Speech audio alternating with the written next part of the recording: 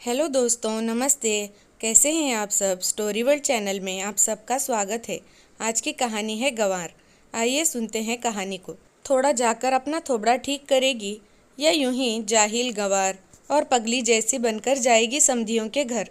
हमेशा की तरह तेल लगाकर चोटी बनाकर वो पीली वाली साड़ी पहनकर मत तैयार हो जाना। हो सके तो बालों में शैम्पू कर लेना और वो क्रीम कलर की साड़ी पहन लेना, समझी। माँ जी, कौन सा वो मुझे देखने वाले हैं, तुझे दिखाने नहीं जा रहे, पर तेरी भलाई के लिए कह रही हूँ। वैसे तो पति, परिवार, गांव, समाज सब तुझे फूहड़ गंवार बुलाते ही हैं। क्या चाहती है नई बहू और उसके घरवाले भी बोलें। माँ, किस पत्थर पर सर पटक रही हो। आज तक जिसे पति के लिए भी सजने संवरने का शहूर नहीं आया, वो किसी और के आगे क्या सही दिखेगी। पति राजेश भी कहाँ कम थे। पति को पत्नी से मतलब हो तब तो सजे सवरे और सुंदर दिखे। 3 बहनों के बाद पैदा हुआ बेटा उसका पति शुरू से बिगड़ैल, खुद अति साधारण होते हुए भी इच्छा रखता था कि उसे इंद्र की परी मिले। पर ससुर होशियार थे, तभी तो उस जैसी साधारण घरेलू लड़की को ढूंढा बेटे के लिए। पर उसके पति ने उसे इंसान तो समझा ही नहीं, तो पत्नी क्या समझता। उस पर से शय देने वाली माँ, हाँ वो ससुर जी की पसंद थी। वो तो बेटे को गलत में गलत ज़रूर ठहराते थे और बहू की इज्जत करते और कहते, उससे तो जैसे सीधी सच्ची लड़की लाने में मेरा उद्देश्य था कि दोनों माँ बेटे सुधर जाएं। पर कुत्ते की टेढ़ी पूंछ है दोनों के दोनों। बड़ा अफसोस होता है कि तेरी ज़िंदगी बर्बाद कर दी। हो सके तो मुझे माफ़ कर दे बेटा। 3-4 बार अलग अलग बिजनेस में पैसा लगाकर और सब चौपट कर पति ने ससुर जी का दिल इतनी बार तोड़ा कि एक बार दिल ने जवाब ही दे दिया। उसके बाद तो वो और हीन बन गई और दोनों माँ बेटे अशोक कंटक राजा। अब तक जैसे तैसे कटी जिंदगी में एक बात सबसे अच्छी हुई, वो था उसके बेटे रवि का जन्म।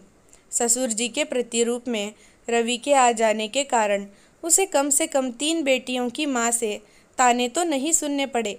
पति की मारपीट, गाली गलौज और सास के हड्डी तोड़ने वाले ताने और अपने बेटे को जब तक भड़काते रहने के अत्याचारों के बीच भी नन्हे रवि का अपने नन्हे हाथों से आंसू पोंछना और उसे चिपट कर सोना उसके हर गम को हवा में उड़ा देता था।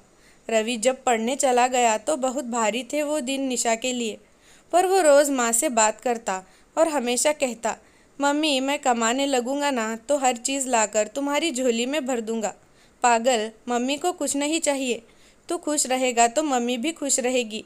एक प्यारी सी गुड़िया जैसी दुल्हन ले आएगा, बस मम्मी का मन तृप्त। रवि बहुत अच्छी सरकारी अफसर की पोस्ट पर लग चुका था और दबंग दादी और पिता ने उसके लिए लड़की देखना शुरू कर दी थी। पिछली बार छुट्टियों में आया था रवि, तब उससे दादी और पिता ने शादी के बारे में पूछा था, तो उसने ना तो खुलकर हाँ की, ना खुलकर ना। वैसे भी वो दुनिया के लिए अंतर्मुख था, जो सिर्फ अपनी मम्मी के आगे छोटा सा बच्चा बन जाता था। वो मम्मी को लेकर 2-3 दिन नानी के घर भी गया। बचपन से उसने देखा था शांत मम्मी मायके जाती तो जाने कहाँ से चंचल मुख और धाड़सी हो जाती थी, और उसे वो रूप बहुत पसंद था मम्मी का। वो कहता भी था, मम्मी आप ऐसे ही वहाँ भी रहा करो ना। तो मम्मी मुस्कुराकर कहती, बहू आ जाएगी ना तब रहूँगी तेरे घर में। इस बार मम्मी मायके गई तो उनकी बचपन की दोस्त सुनीता भाभी अपनी बेटी के साथ आई हुई थी अपने मायके। खूब खुश होकर लौटी मम्मी।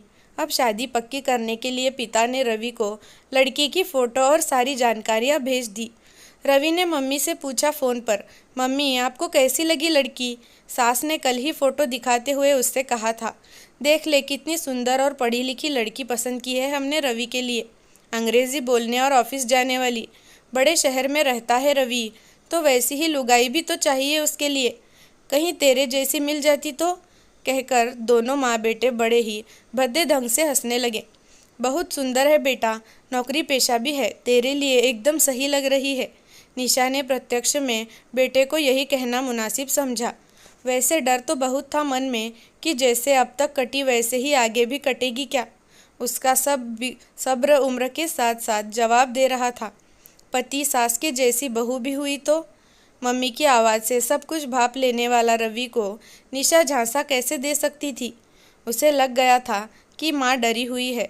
आज वो लोग शाम को सहपरिवार लड़की वालों के घर जाने वाले थे और इसीलिए शहर से रवि को भी बुलाया था। आमने सामने बैठकर सारी बातें हो जाने और लड़का लड़की के मिल लेने के बाद आगे की प्रक्रिया होनी थी। उसी के लिए सासू माँ निशा को तैयार होने को कह रही थी। बेटे के लिए उसके पसंद के खाने की तैयारियां कर रही निशा को फुर्सत मिलती तब तो वो तैयार होती ना। रवि तो बहुत पसंद आया लड़की को और उसके परिवार वालों को भी, पर मुलाकात के 2 दिन बाद भी कोई जवाब नहीं मिला तो राजेश ने बिचौलिए को बुलाकर पूछा तो उसने कहा, पर क्या शर्मा जी, वो कह रहे हैं आपका और माताजी का व्यवहार और बातचीत का तरीका बहुत ही उद्धट और अजीब है। रिश्ता सिर्फ लड़के से नहीं उसके परिवार से भी तो होता है। आप दोनों लड़की और उसके परिवार को पसंद नहीं आए। बिचौलिए ने हिचकिचाते हुए जवाब दिया। अरे बड़े आए जाने दीजिए शर्मा जी, ऐसे घर में हमें भी रिश्ता नहीं करना जहाँ खानदानी लोगों के बारे में ऐसी सोच रखी जाती हो। आप कोई और रिश्ता देखिए मेरे बेटे के लिए, राजेश ने कहा। पापा, दादी जी, मम्मी सब लोग तैयार हो जाइए। रवि ने अगले दिन सुबह कहीं पर जाना है, पर कहाँ, पास के शहर में मम्मी की दोस्त है सुनीता मौसी, उन्हीं के घर जाना है। पर अपनी माँ को ले जाना, वहाँ जाकर हम लोग क्या करेंगे, दादी बोल पड़ी। बिना आपके और पापा की सहमति के सुनीता मौसी और उनके परिवार वाले कहाँ तैयार होंगे। रवि खुलकर बोल, बेटा पहेलियाँ मत बुझाओ। सुनीता मौसी और उनकी बेटी वैशाली से हम पिछली बार मिले थे जब नानी के घर गए थे। वैशाली सुंदर, नौकरी और पारिवारिक मूल्यों में अपने जो लड़की दिखाई है ना, उससे भी अच्छी ही है। तो मैं चाहता हूँ हम लोग उनके घर चलें और उनसे वैशाली का हाथ मांग लें। पर बेटा ऐसे कैसे, सुनीता को बिना बताए हम उसके घर जाएं? तूने मुझे भी कुछ नहीं बताया। तेरी वैशाली से बात होती है क्या? हाँ, मैं मानती हूँ कि वैशाली एक बहुत अच्छी लड़की है, हर गुण है उसमें तेरी पत्नी बनने के, मेरी बहू बनने के। पर बेटा हमारा घर उसके लायक नहीं है। अपनी सहेली की बेटी के साथ इतना बड़ा अन्याय नहीं कर सकती मैं। एक और निशान नहीं बना सकती मैं, कभी नहीं। निशा भी पूरे मामले से बिल्कुल अनभिज्ञ थी और सच्चाई बोलने से नहीं चूकी। मम्मी, वैशाली से ना मेरी बात होती है, ना मैं उसके संपर्क में हूँ। बल्कि मैं तो इस शादी के लिए बिल्कुल तैयार होकर आया था जो पापा और दादी ने तय की थी।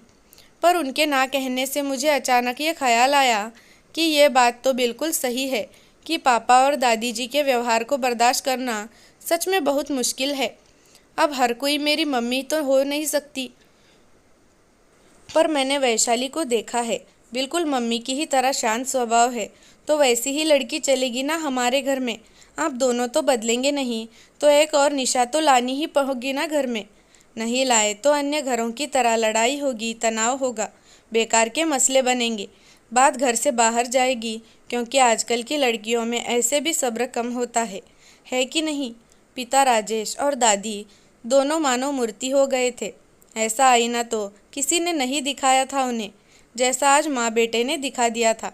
खैर, रवि उसी दिन वापस नौकरी पर चला गया, पर अगले ही दिन उसे पति और सास का थोड़ा थोड़ा व्यवहार बदलता दिखने लगा। सालों की ठसक एक दिन में तो जाती नहीं, पर हाँ, छोटा छोटा परिवर्तन दिखने लगा था, जिन्हें ना ससुर जी बदल पाए ना वो। एक रिजेक्शन और बेटे के व्यंग ने बदलने पर मजबूर कर दिया उन्हें। निशा पहली बार पति के मुंह से इतने प्यार से अपना नाम सुनकर किचन में खड़ी रोने लगी और सोचने लगी कहीं उसके कान तो बज नहीं रहे। निशा, तुम बात करो ना अपनी सहेली से, आजकल अच्छी लड़कियां मिलती कहाँ हैं, और वो रवि को भी पसंद है तो बात करने में कोई हर्ज नहीं है। बहुत ही शांत स्वर में राजेश ने कहा। और निश्चिंत रहो बहू, हमारी तरफ से दूसरी निशा नहीं बनेगी वैशाली। पहले निशा से माफ़ी मांगने और पश्चाताप करने के लिए हमें ये कदम उठाना ही होगा। तुम तो कहीं भी हो, जैसे भी गुजारा कर लोगी, पर हम माँ बेटे सुधरते सुधरते सुधरेंगे ना, तो दूसरी निशा ही चाहिए हमारे घर में बहू। और यही नहीं, हमें तो हर जन्म में निशा ही चाहिए। सासू माँ के मुंह से ऐसी बातें सुनकर निशा का मन भर आया और वो किचन से निकलकर फ़ोन लगाने लगी सुनीता को। कोई सुधरना चाहे तो मौका तो देना ही पड़ता है, भले ही देर से ही सही। धन्यवाद।